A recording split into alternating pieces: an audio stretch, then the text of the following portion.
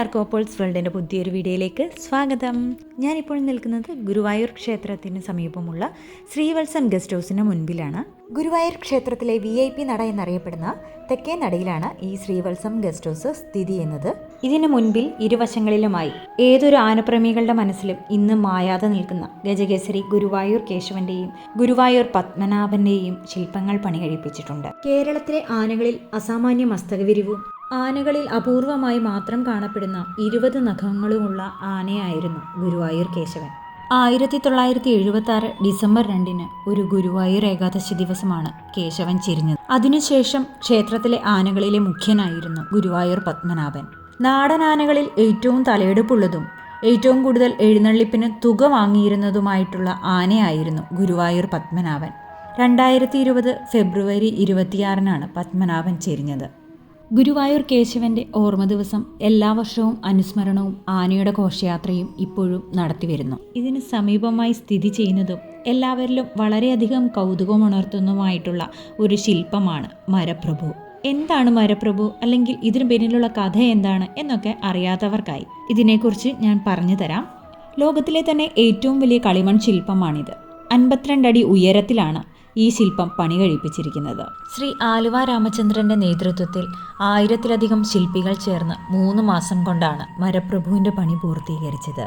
ഇതിനായി നിലമ്പൂരിൽ നിന്നും 15 ലോറിയിലധികം കളിമൺ എത്തിച്ചാണ് നിർമ്മാണ പ്രവർത്തനം ആരംഭിച്ചത്.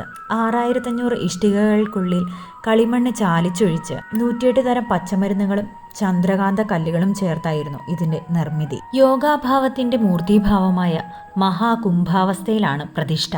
ശില്പത്തിലെ അരയാൽ വൃക്ഷം ബ്രഹ്മാവിഷ്ണു മഹേശ്വരന്മാരെയും ശിരസ് പരമാത്മാവിനെയും സൂചിപ്പിക്കുന്നു. 1995 ജൂൺ 24 മുൻ മുഖ്യമന്ത്രിയും ഗുരുവായൂരപ്പന്റെ ഭക്തനുമായ K. കരുണാകരനായിരുന്നു ഈ ശില്പത്തിന്റെ ഉദ്ഘാടനം നിർവഹിച്ചത്. ഈ മരപ്രഭുവിന്റെ ഏറ്റവും വലിയ പ്രത്യേകതകളിലൊന്നാണ് ഇതിന്റെ ദിശ. ഏത് ദിശയിലേക്കാണ് നോക്കി നിൽക്കുന്നത് എന്ന് കൃത്യമായി പ്രവചിക്കാൻ സാധിക്കാത്ത രീതിയിലാണ് ഇത് തയ്യാറാക്കിയിരിക്കുന്നത്.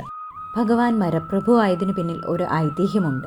ഗുരുവായൂരപ്പന്റെ പരമഭക്തനായിരുന്ന കവി പൂന്താനം എല്ലാ ദിവസവും ക്ഷേത്രത്തിലെത്തി വിഷ്ണു സഹസ്രനാമം ജപിക്കുക പതിവുണ്ടായിരുന്നു. ഒരു ദിവസം പതിവ് പോലെ ക്ഷേത്രത്തിലെത്തി സഹസ്രനാമം ജപിക്കുകയായിരുന്നു പൂന്താനം.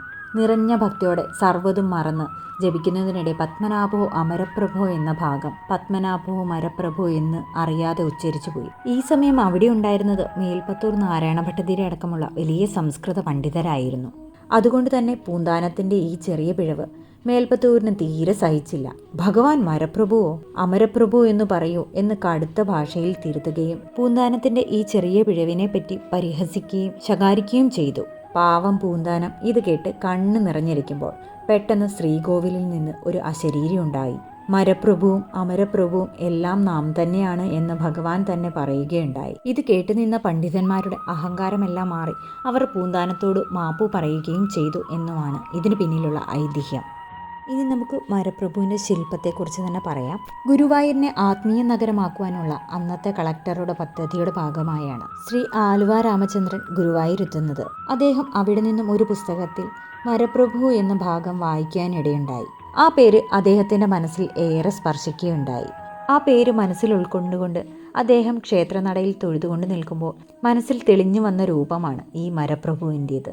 1995 മരപ്രഭുവിൻ്റെ ശില്പം നിർമ്മിച്ച ശേഷം 2010 മരപ്രഭുവിന് ചുറ്റുമുള്ള കനകപ്രഭാമണ്ഡലം സ്ഥാപിച്ചത്.